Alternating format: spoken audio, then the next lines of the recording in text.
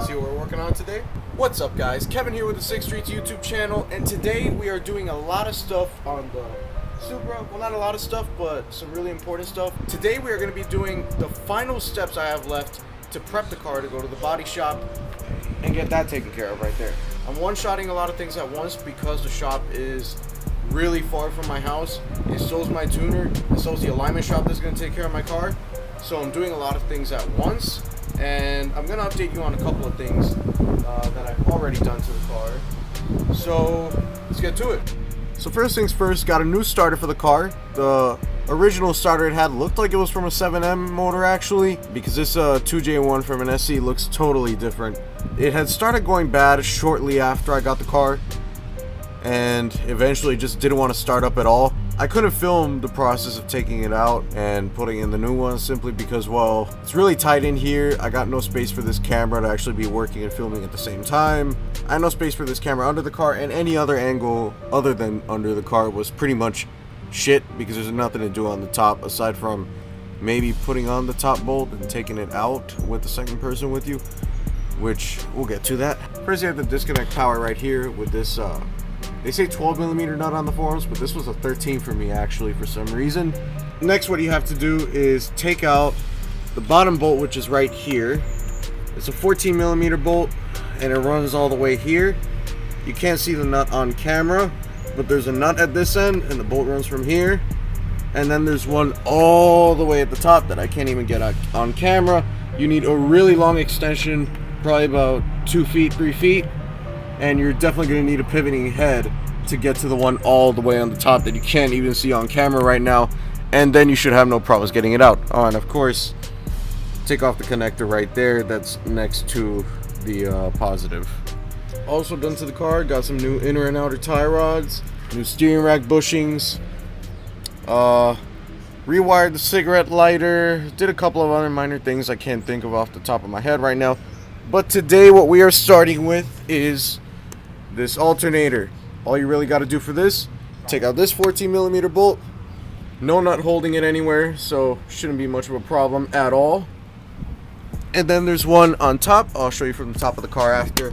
And then you have this nut right here. I haven't really figured out exactly what size it is. Filming is really difficult at the same time with this camera. I don't even know why I'm trying this. Gotta get that vlog footage, you know.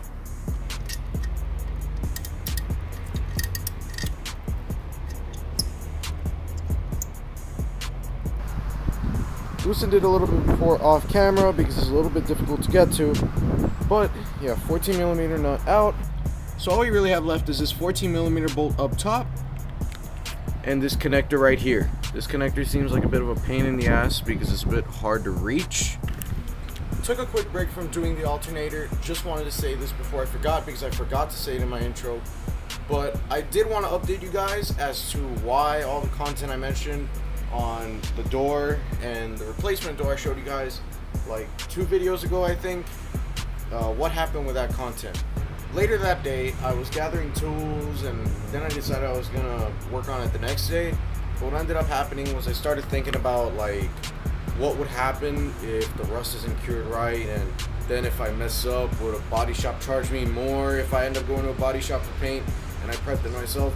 So what I decided to do was stop working on that door, and now I got a completely rust-free door that is a little ugly just like the other one, but no rust in it like the other one had, especially on the inside, which was pretty bad in that door. I'll plug the picture of the rust in the other door right now, but as you guys can see, it was not in the best shape, so that's the reason why I pretty much stopped. And so what's going to happen is the transfer of pretty much everything from this door is going to be happening at the body shop. So I'm going to drive the car to the body shop like this after I do these last couple things that are left today. Alright, let's get back to the video. So now we're getting to a top bolt. Alright, so it's starting to come loose. Took the bottom and top bolt out first, then took out that little nut right there, well, where it used to be, and now only the connector would be left. Doing it in this order so maybe I have a little more room to play with it under the car, and the belt would come off as soon as the alternator comes loose as well. Ended up being able to push the belt off from under the car now that it's a bit loose. Now I just gotta finish up taking it out. As you can see, it's finally completely off. Now it's just that connector. So now I got room to play around with it and see how it'll come out. So I ended up having to use some pliers to get it out. Just so you guys know, you just press this top part of the plug and you just gotta pull really hard. The plug is really hard, so it doesn't really feel like it's going anywhere at times, but after a while it does start to budge. So as you guys can see, the alternator is finally completely out of the car. Took me a while to wrestle both the plug and then, as you will see here, if you try to pull it from the top, then you have the fans in the way, which thank God a shroud is going on it and I'm getting better fans on. So if you pull from the top, you have that in the way, and if you pull from the bottom, you have the sway bar and the hose in the way. So it becomes a bit of a pain in the ass, and you have a bit of the rack, so you kind of have to maneuver the hose around a little bit and also maybe kind of angle it around the rack and the sway bars, so it's not the easiest way out. Although remember, this is for a Mark III. This is a 2J Swap Mark III. Space on a Mark III is much more confined than it is for an SC, a GS, or a Mark IV Supra, from what I know. So I don't think I filmed the alternator before and showed you what I got, but as you can see, it's a 250 amp, made in the US as it says there, oval plug, so it matches the plug on my other alternator.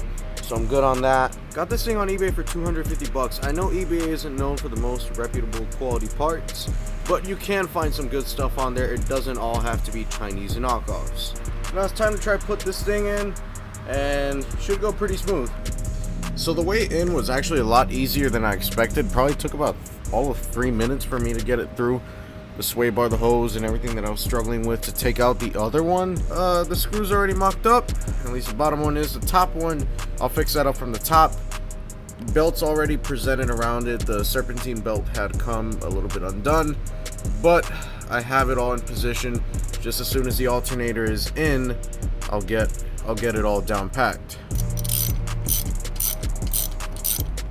Gonna leave it partially in place for now because I don't want it to go too far in and make the top a little bit difficult. So I'm going to go to the top, start tightening that one up, then I'll come back down and finish up here, then go back up top and finish up there.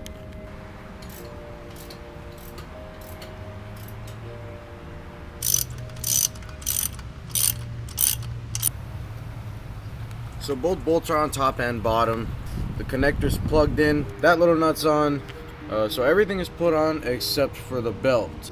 Belt's finally on the alternator. Had to wrestle with the tensioner and everything a little bit earlier, but now the car starts up just fine. So as you guys will see in a second, as far as no issues turning on. Love the gauges.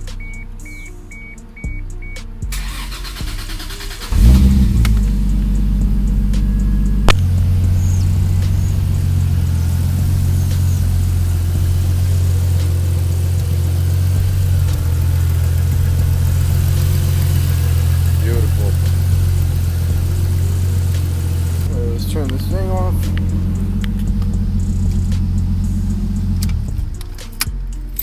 Also, thought I was done, but I forgot to mention, got this shift knob from Grimspeed.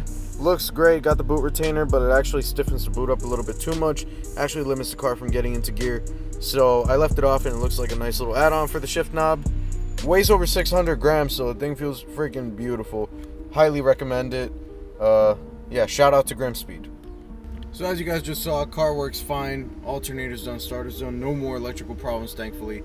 So now after the body shop, only the cooling issues are left as far as the motor, and that's getting taken care of with my tuner right after. Feels good to be getting closer to a reliable car that's relatively fast, so thankfully all this is done, and now all that's left is the coilovers. I'm not sure if I'm doing that in this video or the next video. I don't know how long this video is actually gonna come out to be, but if it's more than maybe 12 to 15 minutes, then definitely I'm going to be doing a whole other video for the coilovers.